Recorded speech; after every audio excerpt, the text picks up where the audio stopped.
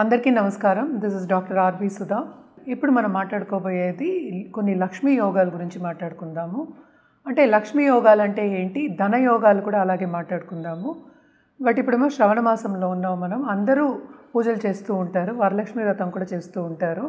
So వాటికి పరిహారాలు ఏం చేయాలి, ధనం ఆకర్షించాలంటే ఎలాగా, అది జాతక రీత్యా ఎలా చేయాలి అనేది మాట్లాడదాం. రాశి వారిగానే మాట్లాడదాము. ఇదే ఈచ్ రాశికి ఎలా ఉంటుంది అనేది మనం చూద్దాము. మనం నెక్స్ట్ మాట్లాడుకోబోయేది మకర రాశి వాళ్ళ గురించి. మకర రాశి వాళ్ళకి మనకి తెలుసు అధిపతి కూడా శని అయ్యారు. శనికి మనం ఇందాకే మాట్లాడుకున్నాం గుణం కూడా ఉంది. అంటే ఏంటి, ఇస్తే ఏంటంటే మన అనుకోని దానికన్నా ఎంతో ఇస్తారనమాట.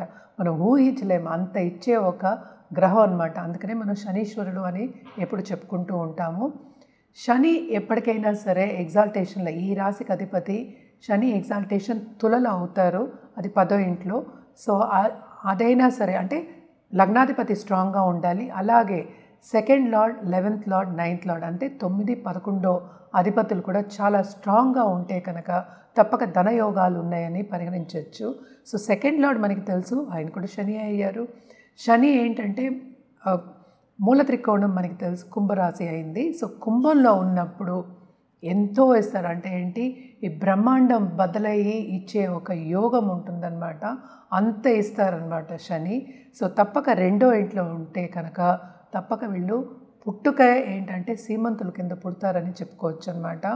అలాగే మనం చూసాము అంటే 9th లార్డ్ మనకి తెలుసు బుధుడు. ఆయన ఓన్ హౌస్లో కన్యలో ఉన్నారు అంటే ఎగ్జాల్టేషన్ పాయింట్ అంటే ఉచ్చస్థితి.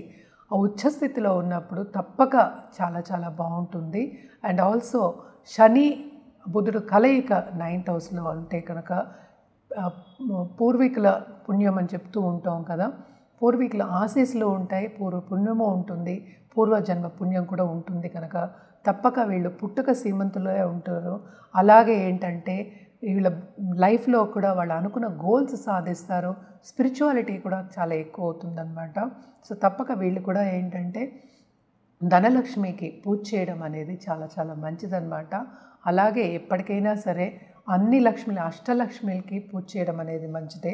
సో దానికి కూడా ఏంటంటే మోస్ట్ ఇంపార్టెంట్ ఆదిలక్ష్మికి పూజ చేయడం కూడా వెరీ ఇంపార్టెంట్.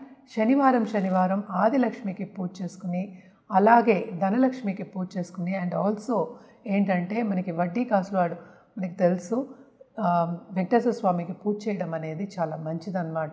ఇవన్నీ చేసుకుంటూ ఉంటే ఇంకా బాగుంటుంది. కానీ ఎప్పటికైనా సరే జాతకం పరిశీలించుకున్న తర్వాత కరెక్ట్గా రెమెడియల్ మెషర్స్ అనేది మనం చెప్పడం జరుగుతుంది. బేసిక్గా ధనయోగాలు కానీ లక్ష్మీ యోగాలు అంటే మోస్ట్ ఇంపార్టెంట్ ఏంటంటే 9వ రాశి, అటు లగ్నం నుంచి చూస్తాం, అటు రాశి నుంచి చూస్తాం అన్నమాట. రాశి అంటే అందరికీ తెలుసు, చంద్రుడు ఏ ఇంట్లో ఉంటారో దాన్ని రాశి అంటాము నక్షత్ర రీత్యా. సో అదొకటి కాకుండా మోస్ట్ ఇంపార్టెంట్ ఏంటంటే వాళ్ళందరికీ కూడాను టైం రావాలి. మన పెద్దలు కూడా చెప్తూ ఉంటారు కదా, ఏదైనా సరే కాలం కలిసి రావాలి అని చెప్తూ ఉంటాము. సో కాలం కలిసి రావాలి అంటే దశా సిస్టమ్ కూడా అంటే ఏంటి, మన టైం ఏంటని చూసుకోవడం అనేది వెరీ ఇంపార్టెంట్. బట్ బేసిక్గా ఏంటంటే ఎప్పుడు ఫ్రూట్ ఇస్తాయి అని చెప్పడానికి అనమాట. సో జాతక రీత్యా ఎలా చూసుకోవాలి, ఎలా చేయాలి అనేది మనం ఇప్పుడు మాట్లాడుకుందాము. అందరికీ ఈ కాలంలో కావాల్సింది లక్ష్మి. అంటే ఏంటి, ధనం కావాలి అనుకుంటారు. ధనం మూలం జగత్ అన్నీ చెప్పుకుంటూనే ఉంటాం కదా. సో మోస్ట్ ఇంపార్టెంట్ లక్ష్మీ యోగం అంటే ఏంటి, 9వ ఇంట్లో 9th లార్డ్ అంటే పరివర్తన ఉన్న సెకండ్ లార్డ్ తోటి, అంటే ఏంటి 2వ ఇంటి లార్డ్ తోటి పరివర్తన ఉన్న, లేకపోతే ఏంటంటే 9వ ఇంట్లో లార్డ్ ఎగ్జాల్టేషన్ అంటే ఉచ్చ స్థితిలో ఉన్న మనం ఏంటంటే ధనయోగాలు లక్ష్మీ యోగాలు అని చెప్పుకుంటూ ఉంటాం అన్నమాట. అలాగే ఏంటంటే ఏ లక్ష్మికి ఏ రాశి వాళ్ళు పూజ చేయాలి అనేది చెప్పుకోవచ్చు.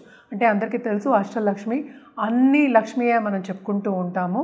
అదొకటి కాకుండా సెకండ్ లార్డ్ అంటే 2వ ఇంటి లార్డ్ అంటే మనకి రాశి పక్కన ఉన్నది 2వ ఇల్లు అవుతుంది, రాశి మొదటి ఇల్లు అవుతుంది. అలాగే లగ్నం మొదటి ఇల్లు అవుతుంది, 2వ ఇంటి లార్డ్ సెకండ్ పక్క లార్డ్ ఏమో ఎగ్జాల్టేషన్లో ఉన్నా, లేకపోతే కొన్ని నీచభంగ రాజయోగాలు ఉన్నా కూడా మనం చెప్పుకుంటాం. మోస్ట్ ఇంపార్టెంట్ ధనయోగాలు కానీ లక్ష్మీ యోగం నేను ఇందాక మాట్లాడినట్టు, ఎందుకంటే పూర్వీకుల ఆశీస్సులు కూడా ఉండాలి. అందుకని మనం ఎక్కువ 9th లార్డ్ అనేది చూసుకుంటాం. అంటే 9వ రాశి అధిపతిని చూసుకుంటాం, ఆయన ఎక్కడున్నారని చూసుకుంటాం. అలాగే ఎగ్జాల్టేషన్ పొజిషన్లో అయినా సరే, లేకపోతే కొంచెం నీచ స్థితిలో ఉన్నా సరే కొన్ని కండిషన్స్లో నీచభంగ రాజయోగాలు కూడా ఏర్పడుతూ ఉంటాయి అన్నమాట. సో ఇవన్నీ కాకుండా మనం మోస్ట్ ఇంపార్టెంట్ చూసుకునేది ఏంటంటే జూపిటర్, అంటే గురు స్థితి ఎలా ఉంది జాతకంలో అని కూడా చూసుకుంటాం. ఇవన్నీ ఎప్పుడు మనకి ఫ్రూట్ ఇస్తాయి, ఎప్పుడు రిజల్ట్ ఇస్తాయి అంటే ఎప్పటికైనా సరే టైం వచ్చినప్పుడు, కాలం కలిసి వచ్చినప్పుడు ఏదో ఒక విధంగా మనకేంటంటే దారి చూపించడం, అలాగే ఆపర్చునిటీస్ రావడం అనేది జరుగుతుందన్నమాట. అండ్ ఇలాగే ఏంటంటే గజకేశ్వరి యోగాలు కూడా ఉంటూ ఉంటాయి. అంటే గజకేశ్వరి యోగం కూడా చాలా మటుకు ఏంటి మనకి సంపద ఒకటి కాకుండా మనకి ఎక్కువ ఇప్పుడు రాజు లాంటి ఒక స్థితి వస్తుంది అని చెప్తూ ఉంటాం అన్నమాట. అంటే గజకేశ్వరి యోగం అంటే ఏంటి అనేది చూద్దాం. జూపిటర్ గురు అండ్ చంద్రుడితో ఉంటుందన్నమాట. రెండు కలయిక ఉండొచ్చు, లేకపోతే కేంద్రంలో ఉండొచ్చు, ఒకరి దగ్గర నుంచి ఒకరి కేంద్రంలో ఉండొచ్చు. వెరీ ఈజీలీ ఎలా మాట్లాడుతున్నారు, ఎలా ఉంది అని చూసుకోవడానికి అనమాట జాతకంలో. అది గురు అలాగే చంద్రుడితో ఉంటుంది. గజం ఎక్కడం అనేది అంటే ఏంటంటే రాజుల వల్లే అవుతుంది. అంటే ఏంటి, రాజు ఒక్కడే గజాన్ని పోషించగలడు అనడానికి అనమాట. సో గజకేశ్వరి యోగం అనేది కూడా మనం చూసుకుంటూ ఉంటాం. లక్ష్మీ యోగంలో ఒక యోగం కింద చెప్పుకుంటూ ఉంటాం అన్నమాట.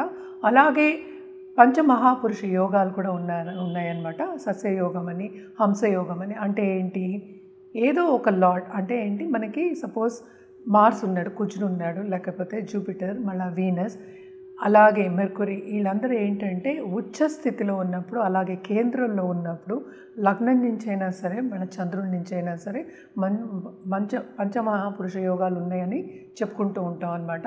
అది కూడా టైం వచ్చినప్పుడు, అంటే కాలం కలిసి వచ్చినప్పుడు, దశ కరెక్ట్గా మనకి పీరియడ్ వచ్చినప్పుడు, ఆ దశలు వచ్చినప్పుడు తప్పక పైకి వెళ్ళే ఛాన్సెస్ ఉంటాయి.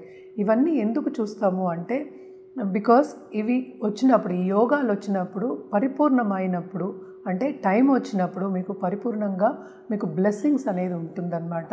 అదొకటే కాకుండా పెద్దల ఆశీస్ కావాలంటే నేను ఇందాక నుంచి చెప్తున్నాను, 9th లార్డ్ కూడా చూస్తాం, 9వ ఇంటి అధిపతి చూస్తాం, భాగ్యాధిపతిని చూడడం అన్నమాట. సో ఇవన్నీ కూడా మనం ఇప్పుడు చూస్తూ ఉన్నాము. ఎక్కడో ఉన్న స్థితిలో, అసలు హీన స్థితిలో ఉన్న వాళ్ళందరూ చాలా పైకొచ్చిన రోజులు, అంటే చాలా పైకి వచ్చారు. అంటే ఏంటి, ఇప్పుడు 1000 కోట్ల వరకు మాట్లాడుకుంటున్నారు అనమాట. అలాగే ఏంటంటే సినిమా యాక్టర్స్ కూడా మనం చూస్తూ ఉంటాం. ఇవి కొన్ని యోగాలు ఉంటూ ఉంటాయి, ఇలాంటి మంచి మంచి యోగాలు ఉంటూ ఉంటాయి. ఇవన్నీ జాతక రీత్యా మనం చూస్తేనే మనకి తెలుస్తుందన్నమాట. మనం ఎప్పటికైనా సరే లక్ష్మీ యోగాల గురించి, లక్ష్మీ యోగాలు ఉండాలి అని ఎప్పుడు చెప్పుకుంటాము అంటే, ఎందుకు చెప్పుకుంటాము అంటే తప్పక ఎవరికైనా ఈజీగా పైకి రావాలి అనే ఉంటుంది.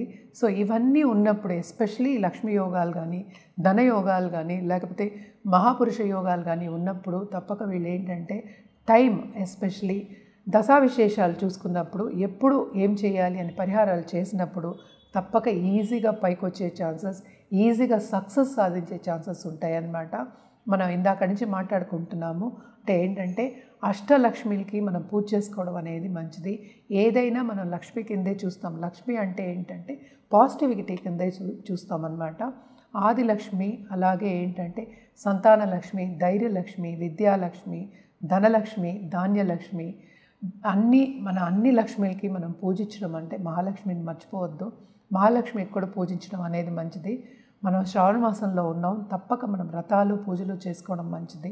అండ్ ఆల్సో ఏంటంటే లక్ష్మీ యోగాలు మనకి పరిపూర్ణంగా రావాలి, లక్ష్మీ కటాక్షం మనకి రావాలి అన్నప్పుడు తప్పక ఈ అష్టలక్ష్మికి పూజించడం అనేది మంచిది. ఎస్పెషలీ ఫ్రైడే, మంగళవారం ఫ్రైడే అంటే తెలుసు, శుక్రవారం, అలాగే మంగళవారం పూజించడం మంచిదన్నమాట. కంటిన్యూస్గా పూజించుకోవడం మంచిదే కదా. మనం పాజిటివిటీయే చెప్పుకుంటాం. ఏదైనా పాజిటివిటీ కావాలి అన్నప్పుడు మనం పూజలు, అలాగే ఏంటంటే వ్రతాలు, అలాగే ఒక జాతి రత్నాలు, లేకపోతే వేరే పరిహారాలు, చిన్న పరిహారాలు చెప్పడం అనేది జరుగుతుందన్నమాట. సో తప్పక ఏంటంటే జాతకం పరిశీలించుకున్న తర్వాత ఒక రెమెడియల్ మెషర్స్ చేసుకోవడం అనేది మంచిది. ఇది కూడా ఏంటంటే లగ్నాత్ మనం ఎక్కువ చూసుకుంటాం. ఈ యోగాలన్నీను మన రాశి వారిగా కూడా మనం చూసుకుంటాము. సుదర్శన చక్రం అని మనం చెప్పుకుంటూ ఉంటాం. అంటే లగ్నాత్ చూస్తాం, అలాగే చంద్రుడి నుంచి చూస్తాం, అలాగే సూర్యుడి నుంచి కూడా మనం చూసుకుని ఎవరికి ఏం పరిహారాలు ఇవ్వడం అనేది ఏంటంటే జాతక రీత్యా ఇవ్వడం అనేది జరుగుతుంది. జనరల్గా అయితే అష్టలక్ష్మికి పూజించుకోవడం మంచిది. శ్రవణ మాసంలో యూజువల్గా శివుడికి మనం చేస్తాం, అలాగే శక్తికి కూడా చేస్తాం అన్నమాట. ఏదైనా సరే లక్ష్మి అన్నా శక్తియే, ఏదైనా పాజిటివ్గా మనం చెప్పినప్పుడు పాజిటివ్ వైబ్ అని కూడా అంటూ ఉంటాము. పాజిటివ్గా చెప్పినప్పుడు అది శక్తి రూపమే అవుతుంది. సో తప్పక శివశక్తులు కూడా పూజ చేయడం అనేది మంచిదన్నమాట. ఇవన్నీ చేసుకుంటూ ఉంటే ఏంటంటే పాజిటివ్ బ్యాంక్ బ్యాలెన్స్ మీకు పెరుగుతుంది. సో తప్పక చేయండి.